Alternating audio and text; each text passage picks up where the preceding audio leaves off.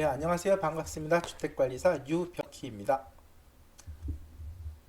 네, 제가 일전에 자기소개서를 갖다가 작성할 때 주의할 때 부분들, 그런 것들에 대한 동영상을 갖다가 작성을 하면서 만들면서 아마 이런 말씀을 드렸죠.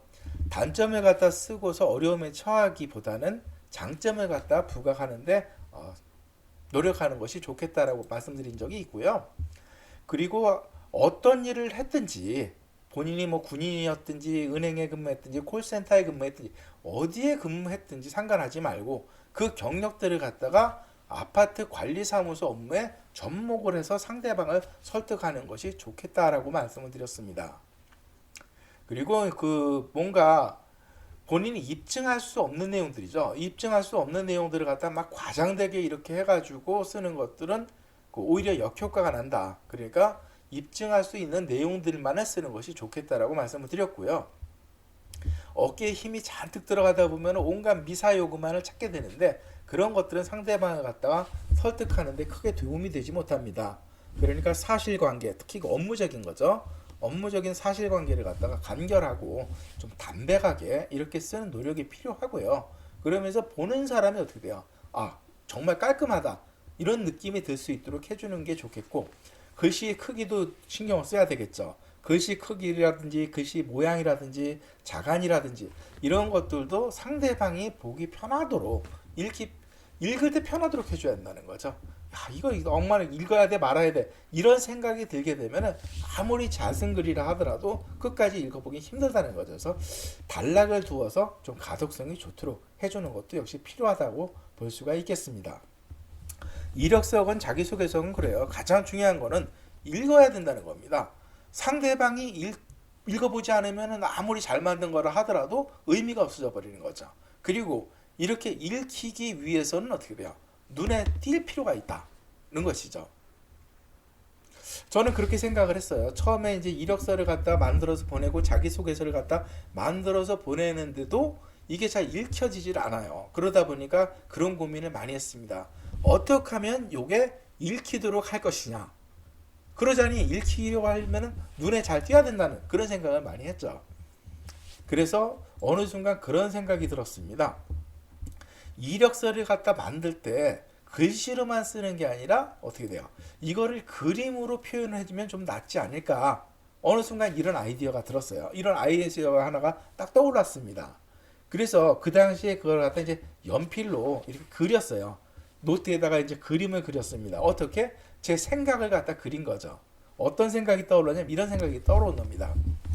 내가 20대 그리고 또 30대 그리고 40대와 50대에서는 각각 어떤 일을 해왔는지를 갖다가 글씨로 그냥 이렇게 쭉 이력서에 쓰는 게 아니라 이걸 그림으로서 입체화 시켜주면은 좀 더 상대방에게 눈에 띄지 않을까 그 생각을 했습니다.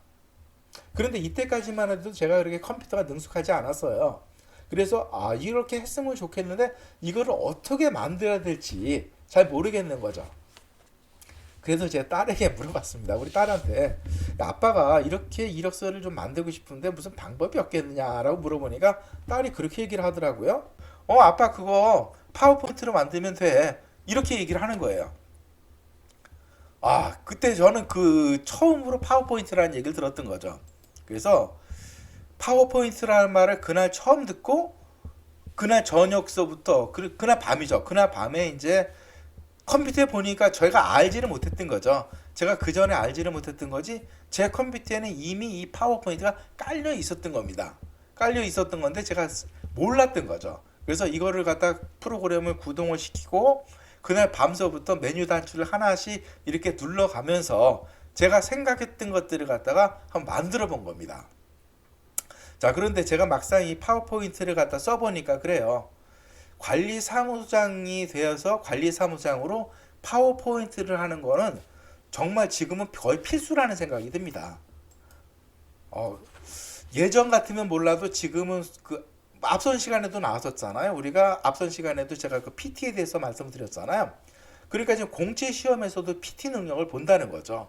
그러니까 관리사무장이 업무를 하는 데서 파워포인트를 갖다 쓰는 것은 뭐 예전에는 장점이 될지 몰랐는데요. 지금은 장점에는 무조건 해야 된다. 저는 뭐 그렇게 생각을 해요. 그래서 하다못해 안내문을 만들거나 뭐 PPT를 하거나 또는 뭐 보고서를 만들거나 이런 경우에도 이 파워포인트를 갖다 활용을 하게 되면 아주 유리한 점이 많습니다. 그래서 저는 어느 순간 그 파워포인트 예찬론자가 돼버렸는데요. 아무튼 그렇게 생각이 그렇게 그날 밤을 갖다가 세우고 거의 한 일주일 정도를 만들었던 것 같아요. 처음에 일주일 정도를 갖다가 그냥 쩔쩔매면서 그죠? 쩔쩔매면서 만들어 봤던 이력서예요. 그래서 처음에 이제 그 글씨로만 되어 있던 이력서를 갖다가 이와 같이 제가 생각했던 것들을 갖다가 파워포인트로 만들어 본 겁니다. 근데 한 일주일 정도를 그냥 꼬박 이렇게 여기 매달려 갖고 만들었던 건데요. 먼저 이렇게 표지를 만들었어요. 이렇게 표지를 만들고 그 다음에 요게 이제 제가 생각했던 구상했던 겁니다. 그래서 저를 갖다 이렇게 보여주고 처음에 구상했던 건 이거죠. 처음에 구상했던 장면은 바로 이 장면인데 제가 각각 나이대에 어떤 일을 했었는지를 갖다가 글씨로만 쓰는 게 아니라 이렇게 그림으로 보여주고 싶었던 겁니다. 그래서 요게 이제 그 당시에 만들었던 건데요. 아무튼 지금 보니까 좀 어설프기는 해요. 지금 이렇게 돌아보니까 좀 어설프긴 하지만 그렇다 하더라도 그 당시에 최초로 만든 것 치고는 나름대로 뭐 그럭저럭 봐줄만 하네요. 그리고 이제 제가 어떤 그 교육을 받았는지 어떤 자격을 가지고 있는지 그래서 이런 부분들에 대해서도 역시 마찬가지로 글씨로 쓰기보다는 아무래도 뭔가 눈에 띄도록 이렇게 만들었고요. 그래서 제가 이런 일들을 잘할 수 있다. 그러니까 저는 이런 일을 해왔고 그 다음에 이런 자격이라든가 이런 교육을 받았기 때문에 아파트의 일이죠. 결국은 아파트의 일을 잘할 수 있다. 막 이런 식으로 작성을 했던 겁니다. 여기 뭐 관리소장 경력이라고 했던 거는요. 제가 이전에 그 아파트는 아니에요. 아파트도 아니고 콘도를 해서 제가 콘도를 운영했죠. 그래서 콘도에서 그 지배인을 했었는데 여기서 지배인 하면 잘 안 어울리잖아요. 그래서 그거를 갖다 관리사무장이라는 말로 이제 바꿔서 이렇게 집어넣었던 건데요. 아무튼 제가 관리사무장의 업무를 갖다 잘할 수 있다. 이거를 갖다가 보여주기 위해서 이런 식으로 만들었던 거죠. 그러면서 거기에 이제 계획까지도 간단하게 제가 이렇게 앞으로 일을 하겠습니다. 이런 식으로 만들었던 거고요. 그러면서 뭐 거기에 따라서 뭐 이력 그동안 가지고 있던 자격증이라든지 또는 뭐 상패라든지 이런 것들을 같이 이제 첨부해서 넣었었는데 중요한 건 그겁니다. 이거를 갖다가 이메일로 보냈잖아요. 이거를 갖다 이메일로 보니까 이거를 읽어보는 사람이 하나도 없어요. 중요한 건 그겁니다. 그래서 그 앞전 시간에도 예전에 그 이력서를 보낼 때 어떻게 했어요? 한글로 만들어서 보내라고 했잖아요. 이건 제가 이렇게 PPT로 만들고 이거를 PDF로 만들고 해서 보냈는데 중요한 건 이거를 갖다 읽어보는 사람이 하나도 없더라는 거예요. 그렇다고 해서 제가 이렇게 고생해서 만들었던 거를 갖다가 그냥 폐기하자니 너무 아깝잖아요. 그래서 저는 이거를 갖다 아주 유용하게 써먹었는데요. 어떻게 써먹었느냐?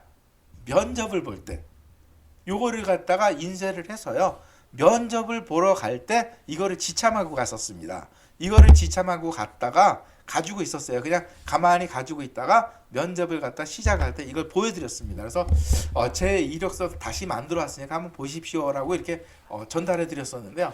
그때 점수를 갖다 좀 잘 받았던 것 같아요. 그래서 제가 준비했던 아마 제 비장의 무기는 이게 아니었나 그렇게 생각을 그러니까 면접형 이력서다. 저는 이 나름대로 이렇게 이름을 붙였었는데 아무튼 이력서를 갖다 이렇게 그래픽으로 만들었던 거는 제 생각에는 제가 관리사무장으로 취업을 하는데 큰 힘이 되었다라고 생각을 하고요. 요거 한 가지만 있었던 건 아니에요. 그래서 제가 면접을 보러 갈 때 이제 준비했던 게 두 가지가 되는데요. 먼저 한 가지는 요거였었고 또 한 가지는 바로 이겁니다. 관리 계획서예요.